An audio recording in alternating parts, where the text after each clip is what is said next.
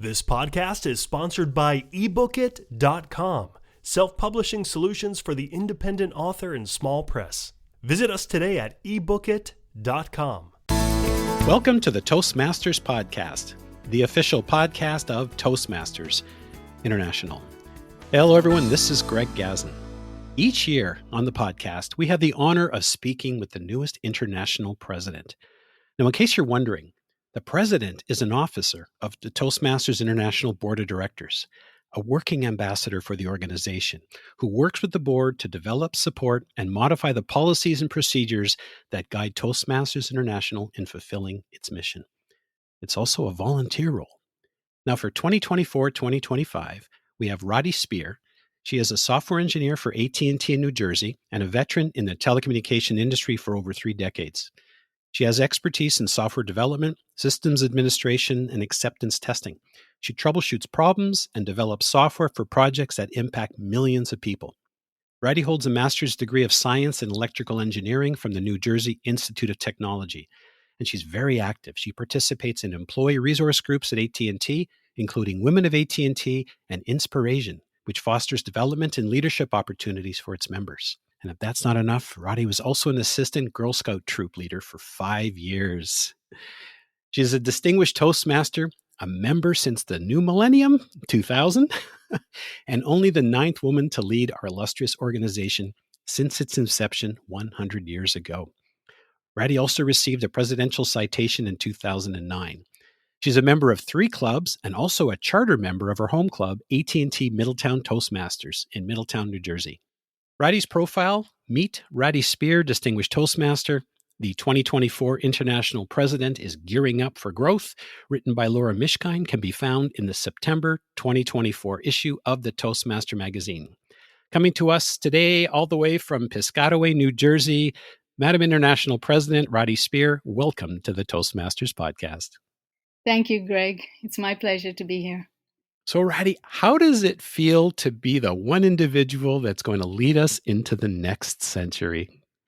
It's an honor and a privilege, and also a very exciting role to have. I am so proud to belong to Toastmasters. It has done so much for me and for others, and I would like everyone to be proud to be a Toastmaster. The role is also perfect for you because in your profile, I read that you love to travel. That's right. I've been very fortunate. I guess I started my travels when I was 3 years old, when my parents moved to Africa, to Lagos, Nigeria. So I had a wonderful childhood there and traveling, I guess, ever since. So since you're talking a little bit about your childhood, let's get to know you just a little bit better. I have to admit, I was blown away seeing where you came from to where you are now, leading an organization such as Toastmasters International. From the profile, I understand that you grew up under very unique circumstances, the youngest of 5 sisters. You were shy and trembled when you were told to speak up. And to add a little more salt to the wound, you as a child moved 8,000 kilometers to a new continent and then back. And as you put it in the article, you survived. Can you tell us a little bit about that? Yeah, so I moved to Nigeria when I was 3 years old, so I don't remember anything before then. I had a wonderful childhood, like I mentioned, but I was very shy and very quiet. So in class, my first grade teacher always wanted us to stand up and answer the question. And I would just be whispering answers, and he would say, "Speak up." And I would just whisper even more. But somehow, as I said, I survived. I mean, school was fun. Everything was good. Don't get me wrong. I had a great childhood. It's just that I was extremely shy and extremely timid, I would say. When my family moved back to India and I went to high school there, because I grew up in Africa, I had that Nigerian accent. So the kids always laughed at me when I spoke, and I had to take those Indian languages. So I took Hindi and Sanskrit, and every time the teacher asked me to read and I'd put on my best Indian accent to read, the kids would start laughing. And my parents tried to help me out. They put me in a Catholic school, so that way I would wear a uniform and look like just like all the other kids. But when I opened my mouth, I always sounded different. So overnight, I tried to acquire an Indian accent. I don't know how well that worked. And then, of course, subsequently, you moved to the US to pursue your master's. So that also brought on another interesting situation. Yes. So, in India, when I studied engineering, there were 13 girls in my class. But when I came to the US, I was the only girl in my engineering classes for my master's program. And I tried to sit in the last row and kind of blend in, but eventually the teachers would spot me. Like suddenly they're like, "Oh, there's a girl in the class," and they're like, "Oh, could you come up and answer this question? Could you come and solve this problem on the board?" And so I was always picked on. There was no escaping, and I didn't have the confidence or the skills that Toastmasters gives us. But I managed to survive. I could answer the questions. I could do the problems, and it worked out. So now I wish, I had found Toastmasters sooner. Obviously, you didn't join Toastmasters right away, and we're certainly going to get to that question, finding out how you came to this illustrious organization. But I'm really curious as to what were some of the things that you did to overcome this shyness and help build your self-confidence? Growing up, the one thing my mother had told all of us sisters was that we had to be self sufficient and independent. She would just din that into our heads that we had to be able to stand on our own feet and take care of ourselves. So that I knew I had to do. And she would say the best way is you get a good education, you'll get a good job, you can take care of yourself. So when I came to the US as a student, if you know the immigration laws in this country, foreign students can only work on campus. You're not allowed to work outside campus. It's not legal. So I went to every department because I wanted assistantship so that I could pay my fees and do my studies. Being a foreign student, I tried every department and I finally was the graduate coordinator of the Peer Counseling Center. And that was a very interesting position. They actually showed us how to talk to students who came in with their troubles. And I enjoyed it. It was something very different for me. But then when my professor found out, he said, "Look, you're studying electrical engineering. What are you doing in the counseling center?" And I said, "Professor, it doesn't matter. They're paying my fees and I can even do my PhD. They like me so much. So I'll just continue there." And he says, No, give it up. I'll find you research assistantship. Come work for me. But he was insistent. So I gave it up, started working for him. It wasn't even 2 months when he called me in and he said, "I'm sorry, I've lost my funding." And he saw my eyes and I looked at him like, "What?" And he immediately asked me, "Can you teach?" Being a foreign student, I'm like, "Oh, yes." Not that I'd ever taught in my life. I was barely 24 at the time. But, when you're determined to succeed and you want to do well, you'll do anything. So I'm like, "Yes, I can teach." I was asked to teach a junior level class, electromechanical energy conversion, EE 331 for juniors. I clearly remember that. I have great respect for teachers because a teacher needs to know so much more than the student. So I would spend my whole day studying the day before my class to teach my class. And I taught 25, 30 students. I taught the class. I had to set the, test papers, correct them, the whole works. So I thought, oh, I not bad. I can handle this. I graduated. I got a job. Fast forward a few years, my parents came to visit. My sisters happened to be here. It was my dad's birthday, and one of my sisters said, "Hey, we should all celebrate. We're all together." And I thought, wow, that's a great idea. I know exactly the restaurant my father would like. So I started doing all the arrangements. And during the middle of these discussions, one of my sisters said, "Oh, and we should give dad a toast." And I wasn't paying attention. And I'm like, yeah, sure, whatever. So I make all the arrangements, the guest list, the menu, and it's a nice September day, a beautiful day. All the guests came. The food was excellent. My father was so pleased. Lunch was really good. And then it was time for the toast. And every one of my sisters spoke until it came to my turn. I'm the youngest. I pick up my glass and my hand is shaking. And I could barely say, "To the best dad." It was just one sentence. It was awful. I was thinking, wow, I taught a class. I could stand in front of 25, 30 students, and here I am in front of friends and family, and I can't even say one sentence properly. And that's when my sister said, "Hey, you better join Toastmasters." And she used to belong to a club in India. And at that time, there were barely 7 clubs between India and Sri Lanka. But she just knew it worked. And she said, "You better join." And I'm like, okay, not that I went and immediately sought out a club, but When they started a club in my office, that's when I joined, because she had put that seed in my head that I should. And now I wish I joined sooner. It's like the best kept secret that everyone says. So my goal is to make sure it's not. And as you know, this year we're having 100-year anniversary, and Dr. Smedley has done so much for us. We ask everyone to take the +1 pledge. Try and get one person. Let's share the wealth. So let's share the benefits of Toastmasters. If we could all get someone, a friend, an acquaintance, to come to our Toastmasters club and see what it has to offer, I think that would be great. I wish I'd found it sooner. Now, that pledge, out of curiosity, is there anything specific they need to do, or just make a pledge? You make a pledge, and then you bring someone, anybody, a friend, an acquaintance, to a club meeting so they can see for themselves. What I would add to that pledge is, let's close the sale. It's not enough to bring a person to a club or a meeting. Ask them if they'd like to join and get them to join, because this is an investment in themselves. I feel Toastmasters is a win-win. It helps us and it helps them. Every time I take up any position in Toastmasters, I'm learning and growing from that. And at the same time, I feel I'm helping other people. So to me, it's a win-win. Absolutely. And obviously, you've come a long way. Perhaps could you share maybe a few specific examples of skills that you've learned, whether they're communication or leadership skills, and how they've actually helped you get to where you are today? Oh, I have learned so many. So one of the lessons that I learned was that, anytime there is an issue, I approach it, my training as being an engineer, it's a problem, I want to solve this. So when I was district governor, the way a district is distinguished is, they have a measurement, number of clubs, number of payments.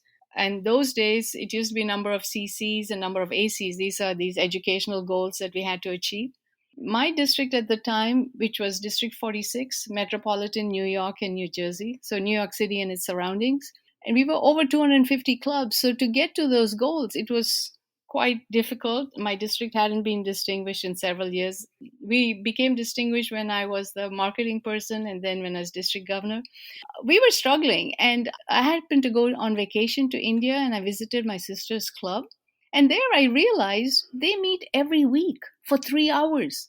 Wow. And it was like a light bulb. I'm like, no wonder these people can reach their educational goals. They're meeting so frequently. Typically here in the US, we meet for an hour twice a month. So how can you get to those 10 speeches and get that CC in a year if you have so few opportunities to speak? So I came back and I thought this is a solution. And I just declared, we're going to meet every week. And everyone looked at me like, what? They're like, no way, you can't just change things. The lesson I learned was that you really have to get buy-in. You got to explain your thought process and why you're thinking what you're thinking and why you believe that will work.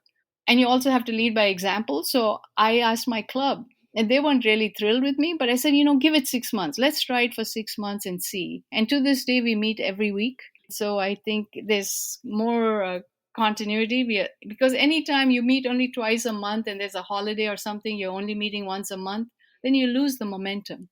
Whereas meeting every week, I think, helps. So my takeaway there was to get buy-in and to explain your vision. Because if people buy into your vision, then they'll come along. And if they don't know how to do it, then you help them along. Buy-in and vision, those are two great leadership skills. What about communication skills? Obviously, you needed help with your toast. Yes. The one thing about Toastmasters, it's that when you give your speech, you get the feedbacks, right? The one feedback I used to get a lot, and I'm still working on it, by the way, is that I speak too fast. I mean, being from the Northeast of America, people speak fast.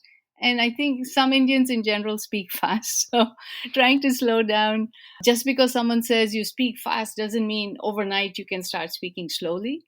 I think over the years, I've lost my accent. By the way, I'm not sure what my accent is anymore, having lived in so many places. I just want to make sure I'm understood.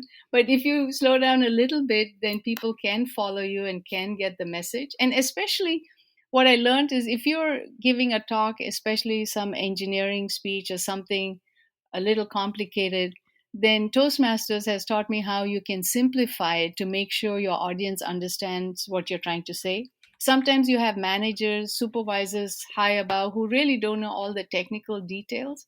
How can you present it to them so they can understand your logic and why you're suggesting that a certain thing be done a certain way?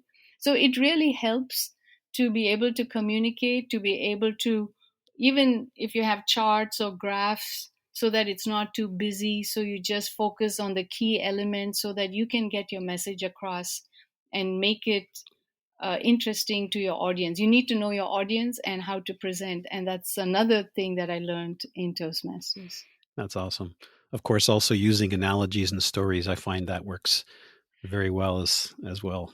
Absolutely. If I look back, I still remember my professor in engineering in India, and maybe this is not politically correct, but in India, professors would make some comments, and it still sticks in my head. Like, he was trying to explain that a diode conducts only in one direction and not the other.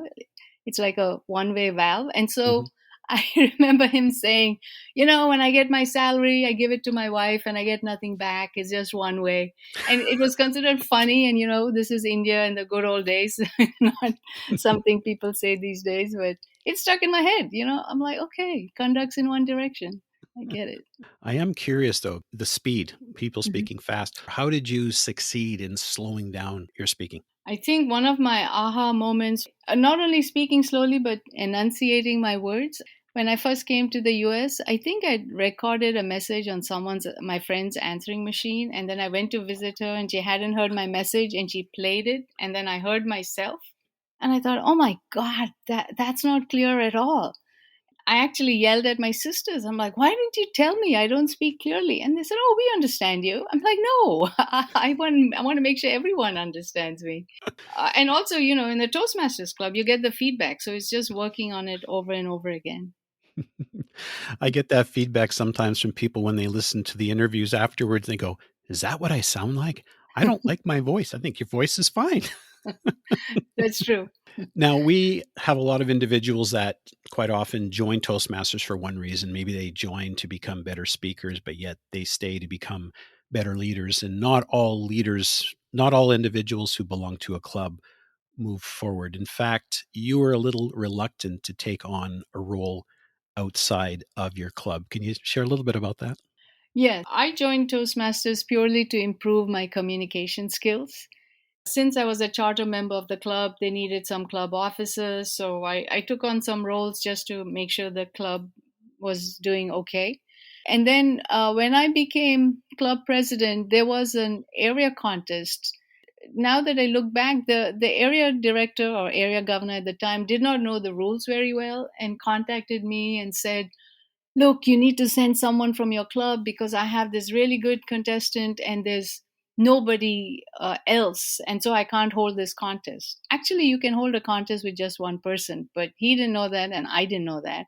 And so I tried to ask everyone in my club if they would take part in this contest, and everyone had an excuse. They were busy, they had deadlines, they had family, they had something. And I thought, okay, I'm the president, I better step up. And so I said I would participate in this contest. And then I thought, oh my God, I can't make a fool of myself. I better prepare. And I have to say, that's another thing. I didn't realize how much a contest helps you improve your speaking skills, because suddenly you're critically analyzing your speech and how it sounds, and you're going to be judged. That was quite an experience for me. Luckily for me, I took part in the contest and I won and went all the way up to district. But the point of the story is that I think contests help. And after that, when I realized that you had to be a district leader to get to DTM, and I wanted to be a distinguished Toastmaster, I signed up to be an area director, or area governor as it was called that time. And that opened my eyes to all that Toastmasters has to offer. There's so many opportunities. In my job, I work with inanimate objects. I work with computers in my office. But in Toastmasters, you have all these different experiences that you can have. So it was a lot of fun being an area governor. I learned a lot. And then I was nominated to be division governor. It might have been in your article, or maybe I just made a note here that being an area director was eye-opening. Maybe you could just share one little brief example. Yes. When you're in the club level, the area director is Toastmasters International, because you just go to your club meetings, and once in 6 months, some person from the outside shows up. And as far as, the club members are concerned, that person is Toastmasters International. So when I became the area governor and I went to visit other clubs, I suddenly realized that even though we operate more or less the same way, every club has a slightly different twist to it. I guess their own culture. It makes it fun. You're out of your comfort zone. You're speaking in a different club. So I learned, and I tried to bring the best of all that I observed back to my home club. And it was eye-opening. Like this one club had a role called a listener role, so they would ask you questions at the end about how well you listen to the speeches and the table topics. So we do that in my club to practice our listening skills. So there's so much more to be learned out there. So much is going on. I know some clubs have a little bell every time you say a R and to give you instant feedback, a tiny ding. There's a lot to be learned, and I think everyone should try it. You started as an area governor, now called director, to Mm-hmm. start your, I guess, leadership journey outside the club, and you continued on obviously all the way now. You're the international president. I'm thinking if I had one word that might define you, and I think it's, or leadership skill that would define you, and I think it's perseverance. No doubt you've built your self-confidence. And in fact, you mentioned this in the article, and I'd love you to share a little bit about this. When you ran for second vice president the first time, you were actually unsuccessful. But Yeah. again, you persevered. What went through your mind at first? And what was it that motivated you to try again and move forward, which was obviously successful? Right. When I was running for second vice president, that was just when COVID hit. So initially, everything was in person, and suddenly we had to do everything online. So that transition was also a little bit difficult, but I managed, and I wasn't successful, like you said. And I thought, you know what? I gave it my best. I tried very hard. I wasn't successful. I thanked my campaign team, everyone. Thank you so much. I did my best. That's it.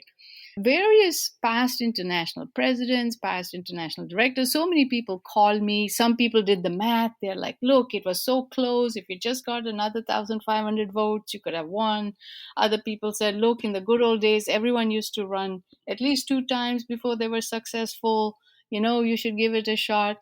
And I'm like, yes, yes, thank you. Very nice. They're very sweet, very kind. They're all calling me. And then what pushed me over the edge was my husband. And he said, you've spent all this time, you love this organization, you put so much time and effort into it. Now there's COVID. It's not that we can travel or do anything.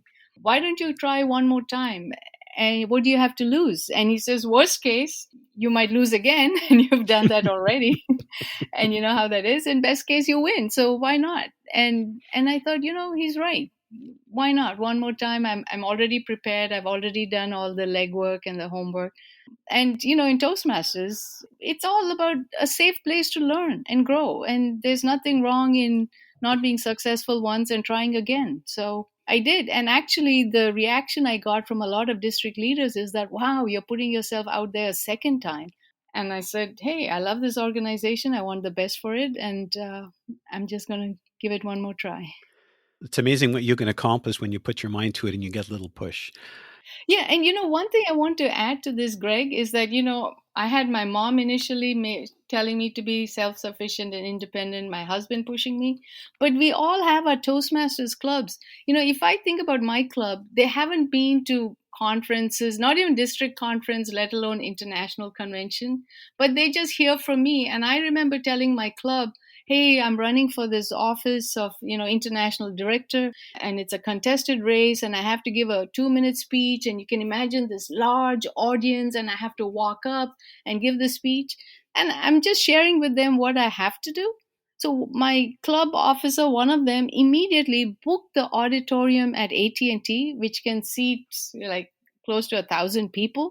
And then my club members came and sat there. So it was kind of, vacant, but still a huge auditorium.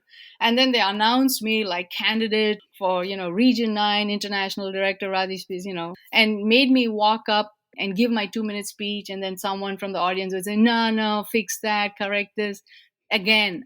So we were practicing in the company auditorium. But looking back, that was so sweet, so nice. And that's what our club members do. They support us, they help us. It's amazing what club members will do. I've had passings in my family, and all of a sudden you're hearing from people you barely know or don't even know, and they're reaching out to offer help.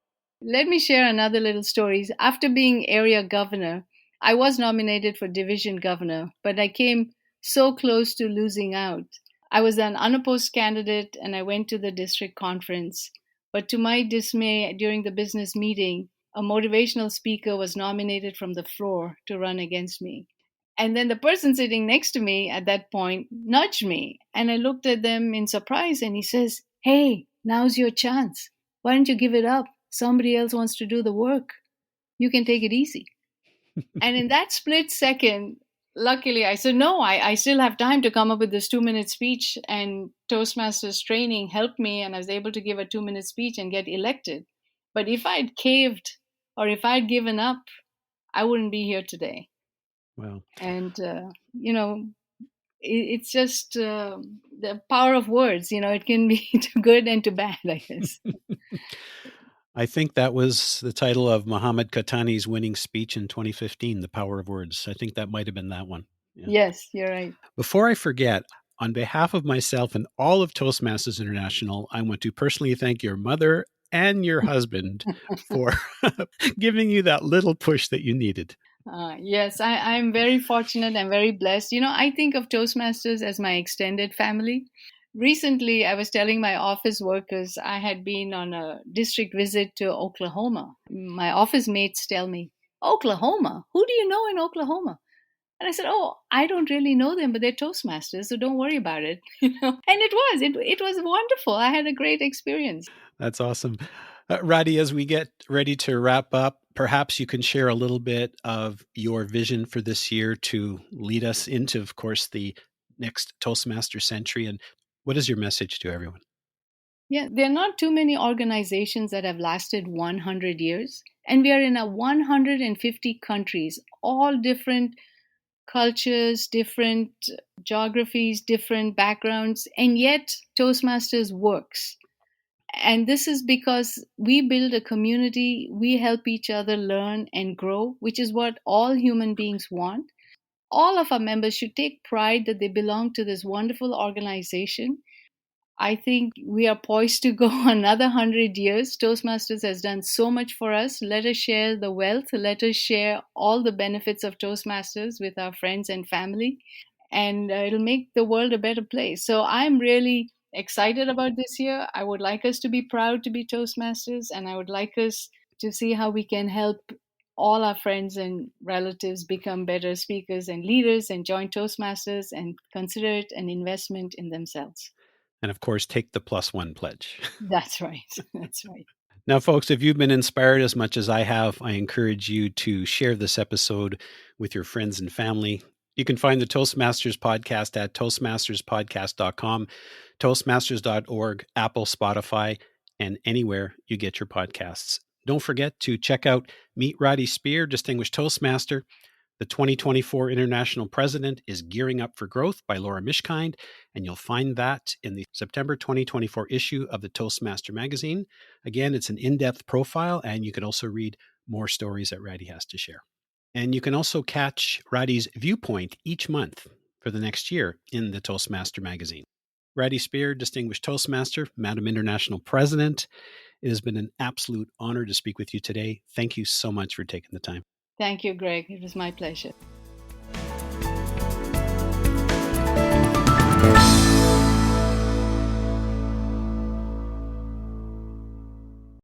Ever imagined a book written just for you? Introducing Books.ai. We're not just another bookstore. We're the future of reading. Our state-of-the-art AI adapts each book to your specific needs, creating a personalized masterpiece. Visit Books.ai now, that's POOKS.ai, and use the promotion code SPOTIFY for a whopping 50% off.